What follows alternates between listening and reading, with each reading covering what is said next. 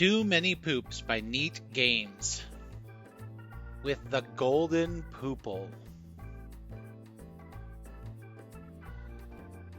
Very short rulebook, super fast to learn, but we'll go over that in our video. And the bottom half of the box looks like a litter box full of poops. Pretty fun.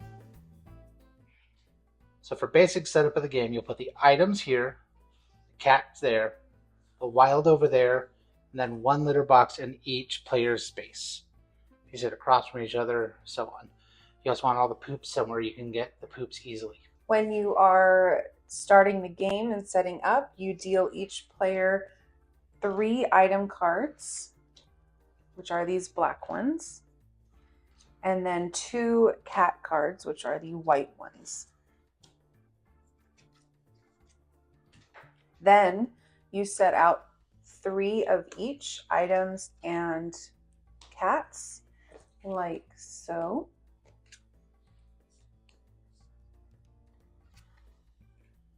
And the color side is what's facing up. If they have a rival, that is what's facing on the bottom. And then if they are a rainbow cat, it's going to show up like that. So you get your player reference cards, tells you to draw your cards up to a hand of 6 from the pet store. If you don't have a cat in your hand, you have to draw 1. You can play cards from your hand. You must play a 1 cat every turn. You can only play 1 cat per turn unless using replay, then you're allowed to play additional cats. You may also play or discard up to 2 items. 3, you'll add poops to your litter box, 1 for each cat within your home, including rivals. If you have 10 or more poops, you're out. Point scoring. For the reference, it's on the back of the card. It says each cat is 1 point unless they are rivals, then they drop to 0. Cats of the same litter, basically matching color cats, give bonuses. Rainbow cats can count towards any litter's color, which is fantastic. First player is determined by whoever has most recently cleaned up some poop. And since I've got 2 cats at home, I am that person. So I look at my deck of cards here. I will play a cat. That's my actual cat from home, Gizmo. He's a rainbow cat, so he is a part of any litter. And so you do as well. I will play Pepper, who has a rival of a Waffle. So be on the lookout for that Waffle. For my turn, I'm going to begin by drawing up to a set of 6. I see the cancel is really handy. And I'm a big fan of regifting. This particular modifier lets you move a card from any home into any other home. And that puts my hand of 6. Since I have, she doesn't need to know this, but I have a cat, so I didn't have to draw a cat this turn. I am then going to play a cat, because I do have to play a cat every turn. So I'm going to play Biscuit, whose rival is Cannoli. Then I can play or discard up to 2 items. I'll play that litter robot there, because that's super handy. Clears the poops from your base. And then I think I am going to discard this swap. No, discard this lure. So I'm going to discard this lure because I don't want it. And that ends my turn. So after I've played my cards, I also need then to handle poop. Before, I can litter robots, so I can take any poop there before my turn, but now I need to add 1, 2 poops. So I have 2 cats. So I'll take 2 poops here from the bin and put them in my litter box. If this gets to 10, I lose. So then I will also refill at the end of my turn. So I'm not able to buy these on my turn. That is for the next player. And then we are good to go. All right, so my first step is also drawing cards. I have 4 as well, so I'm going to draw 2 cards. I can draw from any stack or anything face up, and it has to be at least 1 cat if I don't already have one in my hand, but I do, so it doesn't have to be a cat. However, there is a rainbow cat, and that's pretty valuable, so I'm going to draw that. And I now have 5, and I'm also going to draw a regift, and that is my 6th card. And now I'm going to play a cat.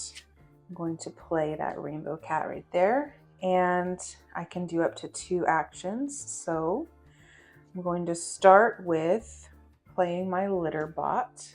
That will help remove a poop from here before the poop phase, if there is one. And then I am going to move a modifier card from any home into any other home. So I now have 2 litter bots, and he has none because I stole his. It's okay. Now I am in the poops phase, so I will be adding poops. So before this phase, I can, for each of these, remove 1 from a litter box, but I don't have any. So now I'm in the poops phase, and I have 1, 2 cats, so I have to add 1, 2 poops. And that ends my turn, so I will replenish. And next person.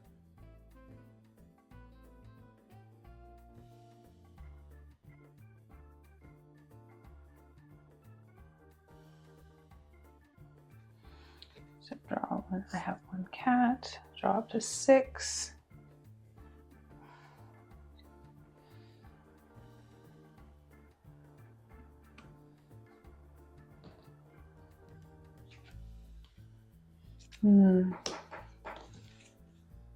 Awesome.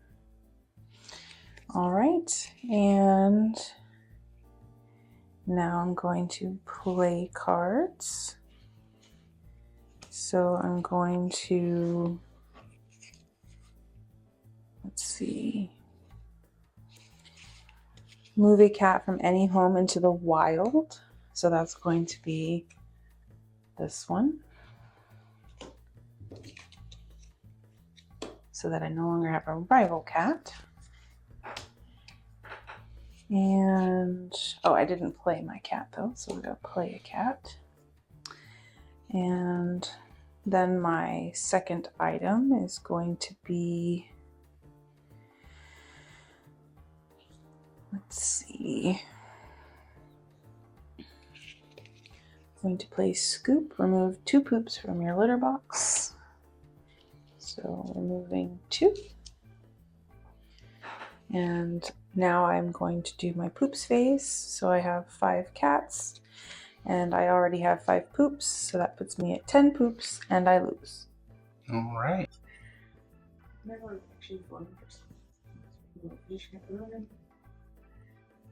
All right. Too many poops by Neat. It's 2 rights and a wrong. We're not tired. Yeah. So the rights. So the first thing that's right, I love, I mean, can we call it just the entire aspect of the game? The silliness, the plot, the what you're doing in the game in and of itself, I think is just hilarious. Yeah, I think theming it on cats and all like the theming as gameplay is brilliant, and that is very right. They've done spot on. Because there's like, if anyone has owned a cat, you've dealt with too many poops. You've dealt with cat rivalries where like they're best friends and then they're not worth any points when they're not being friends. Is so good. And people and things lure them outside into the wild all of the time. The only thing missing here is that the vet bills. Exactly. Yeah, no, I think it's really adorable and tons of fun, and they are incredibly accurate. The items are essentially the things that you can do, are just hilarious and just really realistic if you've got cats. Yeah. So quite fun. A really good play.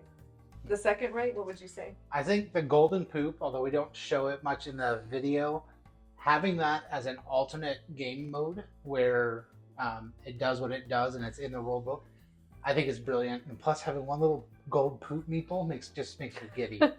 So I think that's a great thing they've done here for this game to give it like extra life. As after you've played several quick rounds, you're like, oh, this is but then you can change it up with the golden poop.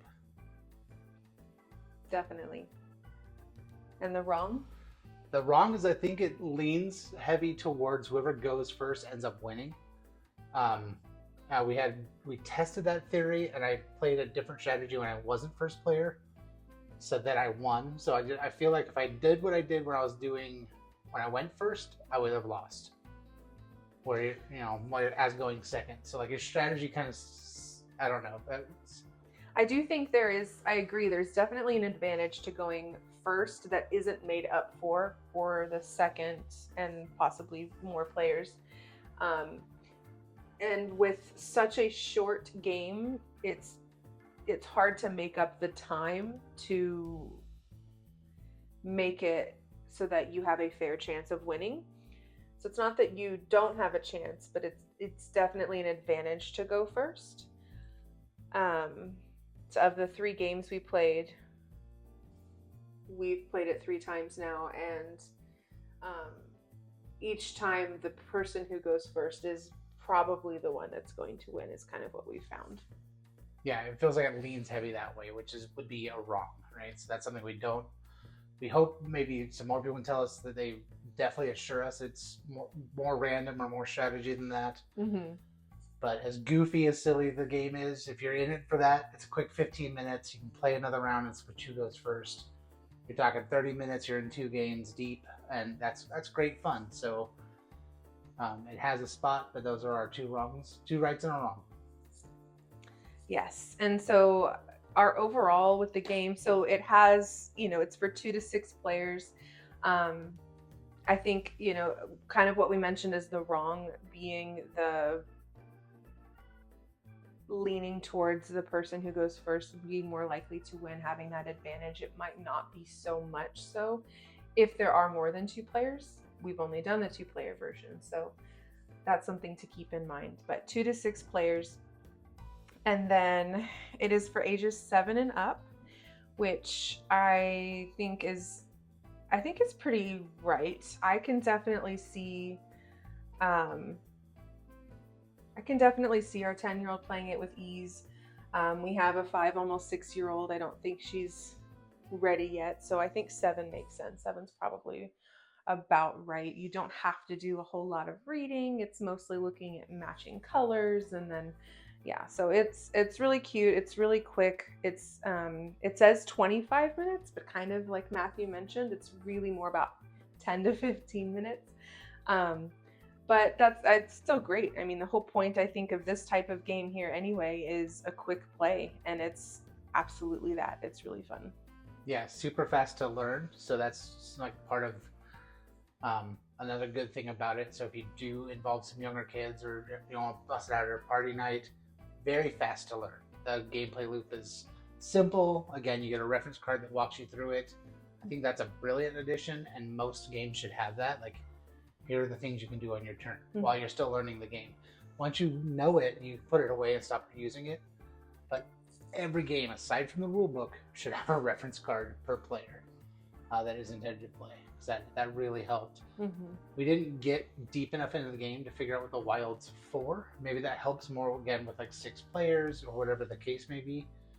But I do love that they don't just like discard cats. That would make you feel bad, and you don't want to feel bad. So that is something to know, is that there's that whole wild aspect that we didn't really dive into.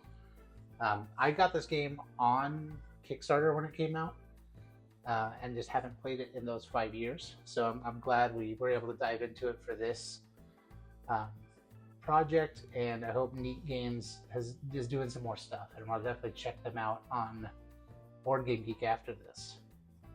Speaking of Board Game Geek, you want to go into what our rating is going to be? Really quick, I do want to add one more thing. Yeah. I also just wanted to mention and give a shout out to the fact that all of the cats are white, so you can have fun kind of being artsy with it, and you can color them and make them your own. And they come with some blank ones that you can write your own cat's name in, and you saw when we were playing, he's got our 2 cats in there, and it's a lot of fun. You got to decorate, Gizmo and stuff. So I think that's a really fun thing too. But you can really decorate any and all of the cats, which is kind of neat. So just wanted to add that in there. But yeah, like if you have the art skills, you can make them look like Russian blues or tabbies or whatever you want, or tortoiseshell, and that's pretty neat, I think, because it doesn't take away from the game, because it really is their litter color. That's the gameplay. The little cat picture is just the joy, and you can up the joy if you want to. But they're also super cute as is too, so it's pretty great. So that being said, the rating. So I think when it comes to Board Game Geek, this would be in like an 8 for me. I would.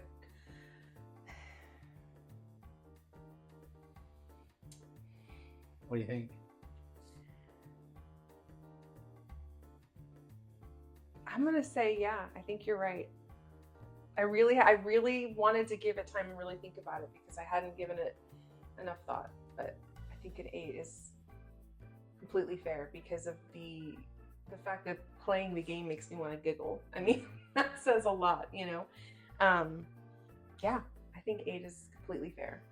Yeah, and I think even with like poop in the name, it's not gross, because it's a wooden piece, and the litter box is just the zone it goes in.